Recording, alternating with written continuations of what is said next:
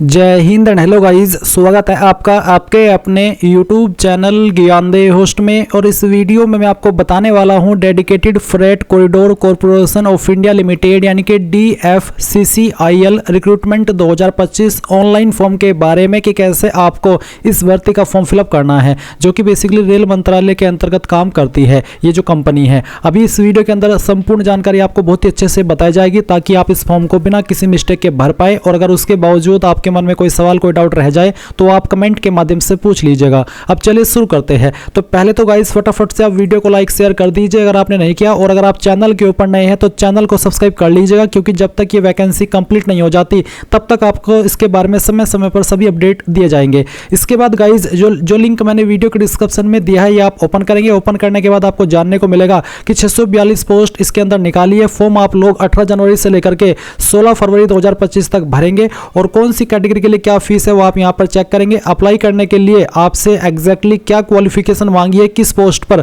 उसकी जानकारी आप यहां पर देख सकते हैं। MTS की पोस्ट पर अप्लाई करने के लिए 10वीं पास की योग्यता और साथ ही आपसे 1 ईयर का अप्रेंटिसशिप मांगा है, या अगर आपके पास अप्रेंटिसशिप नहीं है तो आपके पास ITI होनी चाहिए NCVT या फिर SCVT के द्वारा, जो कि आपने 60% के साथ में पास की हो। बाकी पोस्ट की क्वालिफिकेशन भी देख लीजिएगा, एज लिमिट कंफर्म कर लीजिए एंड सिलेक्शन प्रोसेस क्या रहेगा वो भी आप यहां पर देख लीजिए। सभी जानकारी चेक करने के बाद अगर आप इसमें एलिजिबल है और आपका मन है फॉर्म भरने का तो आप यहां पर अप्लाई ऑनलाइन लिंक ओपन करेंगे, देन आपके सामने वेबसाइट आ जाएगी। अगर आप इसका एडवर्टाइजमेंट व्यू करना चाहते हैं, देखना चाहते हैं, तो आप यहां से भी इसको डाउनलोड कर सकते हैं। तो रीड डिटेल्ड एडवर्टाइजमेंट और आपके सामने ये आ जाएगा, जिसमें कि आप पूरी की पूरी जानकारी और भी डिटेल में कंफर्म कर सकते हैं। अभी आप इसमें अप्लाई करना चाहते हैं तो आप यहां पर क्या करेंगे, आपको रजिस्टर का ऑप्शन दिया है, आप रजिस्टर के ऊपर क्लिक करेंगे। अब गाइज आपके सामने इस तरह का इंटरफेस आएगा जहां पर आपको ब्राउजर रिकमेंड किए जाएंगे। आप यहां पर इसको क्लोज कर दीजिए और क्लोज करने के बाद अब आप आपकी जानकारी भरेंगे। सबसे पहले पोस्ट नेम के अंदर आपको आपकी पोस्ट सिलेक्ट कर लेनी है। अगर आप MTS पर अप्लाई कर रहे हैं तो आपको लास्ट वाली पोस्ट सिलेक्ट कर लेनी है।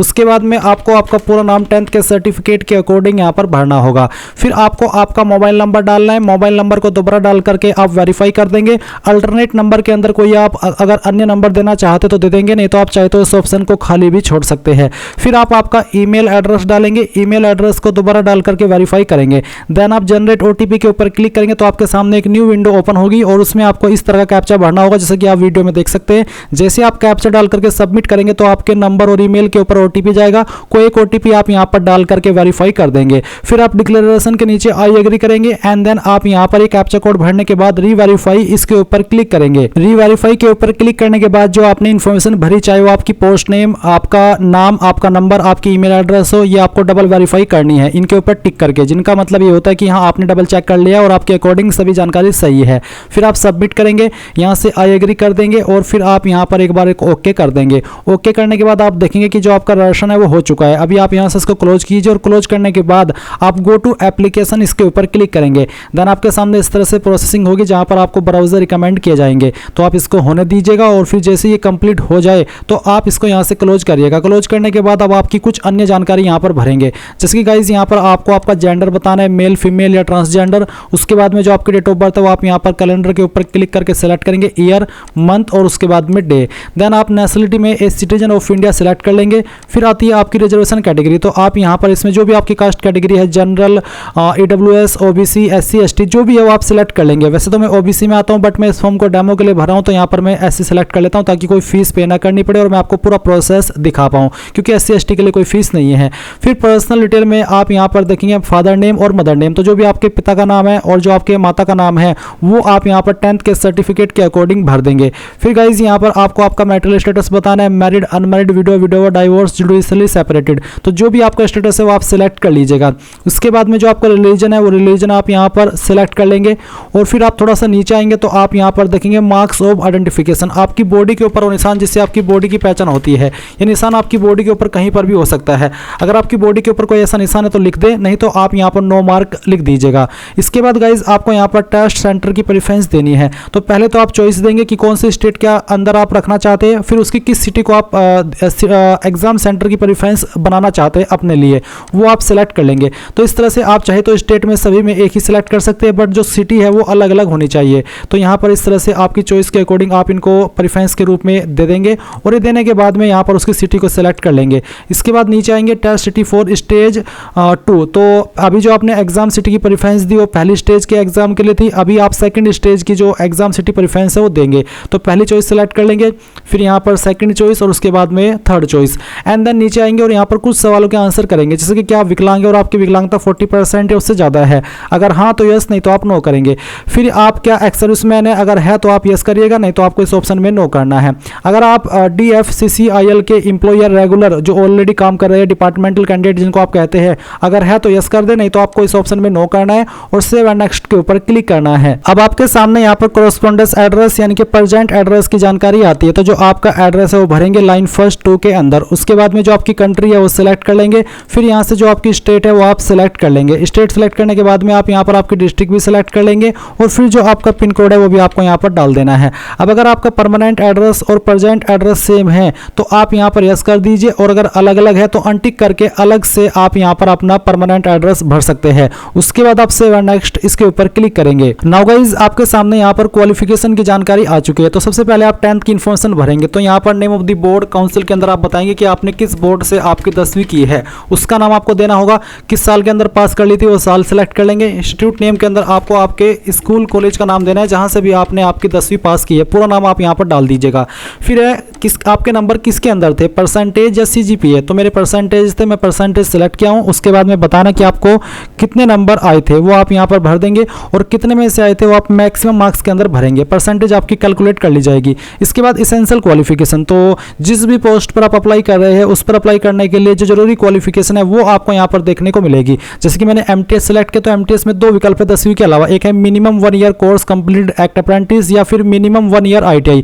तो जो भी आपके पास है अप्रेंटिसशिप है तो ये सेलेक्ट कर ले, और अगर 1 साल की ITI कर चुके हैं तो आप यहाँ पर मिनिमम 1 ईयर ITI सेलेक्ट कर लीजिएगा। उसके बाद में ड्यूरेशन ऑफ ITI सेलेक्ट कर लीजिए, 1 ईयर हो चुकी है या फिर मोर देन 1 ईयर। अगर आप 2 साल की किए हो, कंप्लीट कर चुके हो, या 1 साल से ज़्यादा हो चुका है तो आप मोर देन 1 ईयर सेलेक्ट कर ले, या फिर अभी आपका 1 ईयर ही हुआ है तो आप 1 ईयर सेलेक्ट कर सकते हैं। मोस्टली कैंडिडेट ऐसे होंगे जिन्होंने 1 से ज़्यादा साल की कंप्लीट कर ली होगी, तो यहाँ पर मोर देन 1 ईयर सेलेक्ट कर सकते हैं। फिर आपको यहाँ पर बताना कि कहाँ से आपने आपकी जो ITI है वो की है, उस इंस्टीट्यूट का नाम देना होगा। इसके बाद आप यहाँ पर देखेंगे यूनिवर्सिटी नेम। तो बेसिकली जो आपकी ITI है इसके ऊपर यूनिवर्सिटी एप्लीकेबल वैसे तो नहीं होती, पर आप यहाँ पर यूनिवर्सिटी नेम के अंदर ये बता सकते हैं कि आपकी ITI SCVT के द्वारा है या फिर NCVT के द्वारा है। तो जिसके द्वारा भी है उसी यूनिवर्सिटी का नाम आप यहाँ पर दे देंगे। उसके बाद में डेट ऑफ पासिंग कंप्लीशन, कब आपने पास कर ली थी वो आप यहाँ पर बताएंगे। अगर अभी आप कर रहे हैं, आप मान लीजिए 1 साल की कर चुके हैं, तो जब आपकी 1 साल की कंप्लीट हुई है वो डेट भी आप यहाँ पर सिलेक्ट कर सकते हैं, जैसे कि मैं आपको सिलेक्ट करके दिखा रहा हूँ।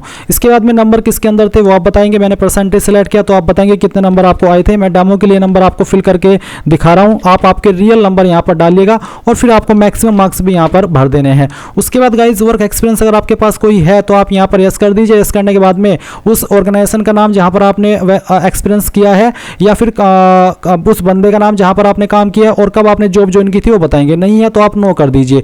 इसके बाद आप सेव एंड नेक्स्ट इसके ऊपर क्लिक करेंगे। अब आपके सामने डॉक्यूमेंट एंड पेमेंट का सेक्शन आएगा। अभी आप फोटो अपलोड करेंगे, फोटो कैसा हो जान लीजिए। फोटो का बैकग्राउंड आपका व्हाइट होना चाहिए, साइज 50 से 80 KB के बीच में होना चाहिए, फॉर्मेट JPEG या फिर JPG का।